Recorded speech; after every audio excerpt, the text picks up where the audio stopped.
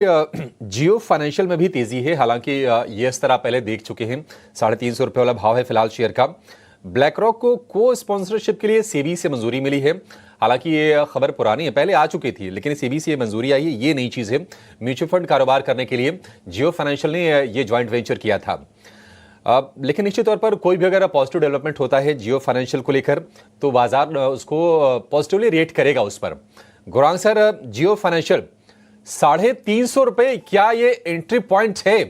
किसी को अगर मान लीजिए नजरिया थोड़ा लंबा रखना है, साल भर 2 साल का, फिर टारगेट क्या हो जाएंगे यहां से?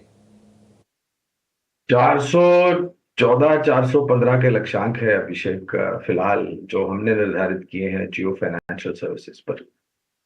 क्या ये सही समय है निवेश करने के लिए? तो इसका उत्तर तो मैं नहीं दे सकता हूं, क्योंकि मैं ऐसा कोई पंडित नहीं हूं जो समय और भाव को ज्यादा ध्यान देता है। तो मैं ये ध्यान देता हूं कि निवेश करके आप कितनी लंबी अवधि तक निवेश रहना चाहते हैं, पहली बात। दूसरी बात, बुनियादी दर के आधार पर नतीजों को लेकर के क्या परिवर्तन आता है, और तीसरी और सबसे अहम बात, धीरे धीरे करके जिस प्रकार से अनुमतियां इस कंपनी को मिल रही है अपने कामकाज को जमीनी स्तर पर लागू करने के लिए, उसका रुझान आंकड़ों पे बेहतर आएगा, स्वाभाविक है। तो हमें लग रहा है कि अगर आप पहले देखिए, अगर आपके पास साल 2 साल की समय सीमा है और दूसरी बात जोखिम झेलने की क्षमता है, तो पूरी ताकत लगा करके इस स्तर पर निवेश कीजिए। और अगर आपके पास जोखिम झेलने की क्षमता कम है, आपको ऐसा अभी भी असमंजस परिस्थिति में कि बाजार में क्या होगा, खाड़ी में क्या होगा, ईरान क्या करेगा, इसराइल क्या करेगा, हमास क्या करेगा, लेबनान क्या करेगा, वगैरह वगैरह, तो अगर आपके पास वैसी विचारधारा और जोखिम कर रहे, तो इस स्तर पर 25-30% जो भी निवेश लायक पूंजी है वो लगाएं। और अगर आपको भविष्य में गिरावट मिलती है तो और जुड़ते जाए।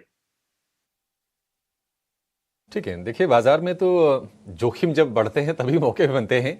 और उसका अगर हम आंकड़ों के लिहाज से अगर उदाहरण दें तो ये मिडिल ईस्ट में जो युद्ध चल रहा है इसराइल और हमास के बीच में, हिजबुल्लाह के बीच में, 1 साल हो गए। इन 1 साल में निफ्टी 27% ऊपर गया है। अगर आप यूक्रेन वॉर से जोड़ेंगे तो 50% से ज्यादा का रिटर्न है। तो आंकड़े तो ये बता रहे हैं। अब आप अपना देख लीजिए, रिस्क एनालिसिस कर लीजिए। लेकिन आपके लिए ये कंपनी ठीक है, जियो फाइनेंशियल सर्विसेज की। शिवांगी, आप जरा एक बार बंधन बैंक को देखिए। लगातार हम देख रहे थे